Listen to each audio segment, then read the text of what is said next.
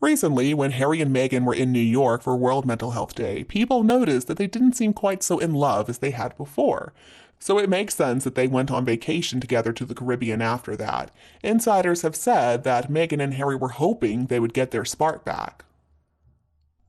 But much like their business ventures, Harry and Meghan's attempt to reconnect has failed miserably.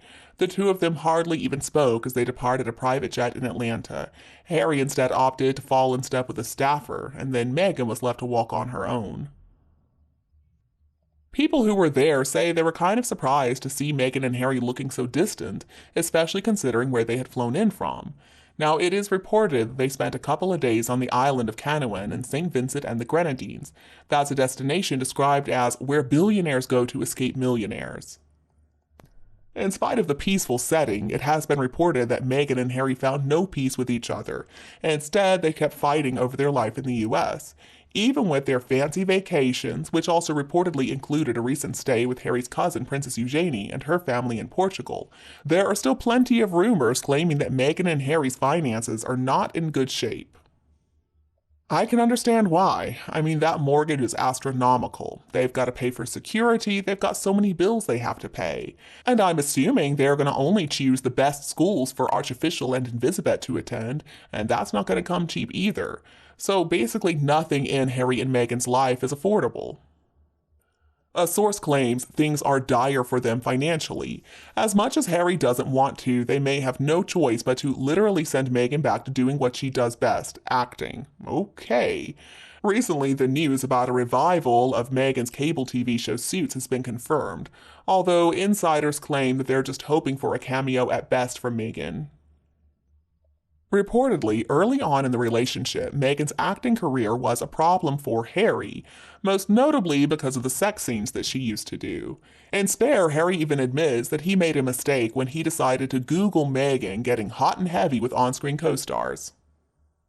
Harry wrote, "I'd witnessed her and a castmate mauling each other in some sort of office or conference room. It would take electric shock therapy to get those images out of my head." Now, reportedly, if Meghan has to go back to her acting career, Harry's got some stipulations. The source says she misses acting, it's Harry who's been against it. It sends her away on set for hours, but it almost always involves a love or sex scene of some kind. He would go mental if she had to kiss a guy for a film role. It's a line in the sand he drew before they got married. He's given her an ultimatum to make up her mind about what she wants to do. She knows the only way she'll be able to act again with Harry's blessing is in a Disney G-rated movie. Well, I'm not really sure that Meghan could be cast in a Disney G-rated movie, but whatever. A little off topic, but I want to talk about beauty. I want to talk about why some people find Meghan attractive and others do not. Now, if you ask Harry, he will tell you that his wife is so hot, so sexy. I assume he believes that to be true, but other people disagree. Other people say that she's hideous. So how could people hold such different opinions when it comes to one woman's looks?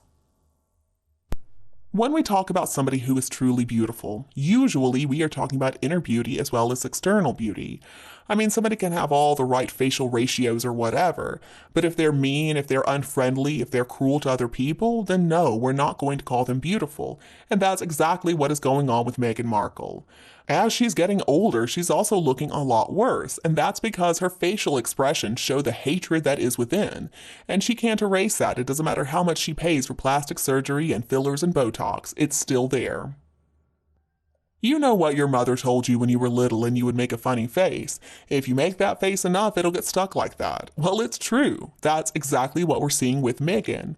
Even though Meghan loves to go around grinning like a lunatic, you don't often see her with a genuine smile, and so that's why her face is aging like it is. More often, she has a very nasty look on her face, a face of evilness, and that's what we're seeing etched into her skin now.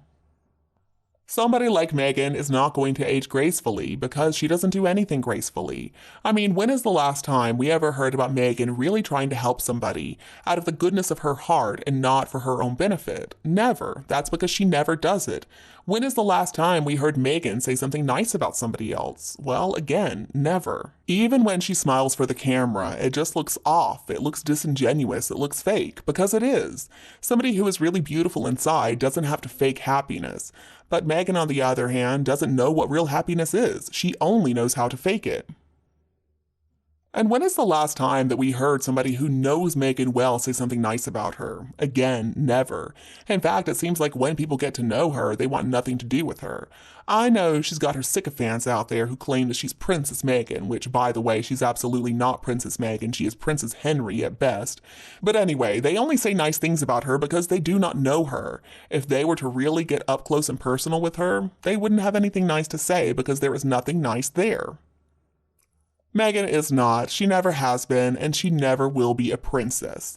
Now, technically, she is the Duchess of Sussex for now at least. She's also told so many lies about how old she is. She's getting very close to 50, I'm pretty sure. She's a lot closer to 50 than 40. I mean, all of her high school graduating class are that age, so how could she miraculously be a lot younger than them? And what about Meghan's history as a yacht girl? She's also lied about that, but there is evidence out there that she used to be a paid prostitute on yachts for people like Jeffrey Epstein. Of course, she tried her best to scrub the internet of all evidence, but I have heard that if you know where to look, you can still find it. A big part of Meghan's problem is that she just wants to be adored by everybody. That's because she doesn't have any self-love. When she looks in the mirror, she hates what she sees. And that's why she needs so much positive affirmation from everybody else. But she's not getting it because we can also see what a horrible, nasty, self-centered person she really is. At this point, she needs to just give it up. I mean, she's a never was. I can't even call her a has-been. She simply cannot compete with normal women who haven't been touched up. I mean, if I had all the free services that Meghan has, I'd be beautiful too.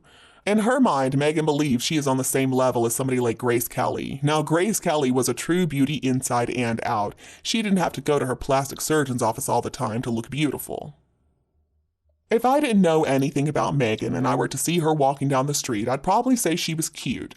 But at this point, we know way too much about her. We've seen all her lies, all her deception, all her manipulative behavior. How could anybody truly believe that she is beautiful after everything we have seen from her? I understand exactly why Meghan is so jealous of Catherine. Now, Princess Catherine is somebody who is truly gorgeous inside and out. She's not only beautiful in her external appearance, but she's beautiful because of the way she treats other people, and that is something Meghan can never understand. And you, what do you think about Meghan Markle? Please let me know what you think below in the comments section. Don't be afraid to like and share this video with anybody else who would enjoy it. And don't forget to subscribe to Kate Middleton and the Queen channel to get more videos in the future. Again, thank you so much for tuning in, goodbye, and I'll be back to see you tomorrow.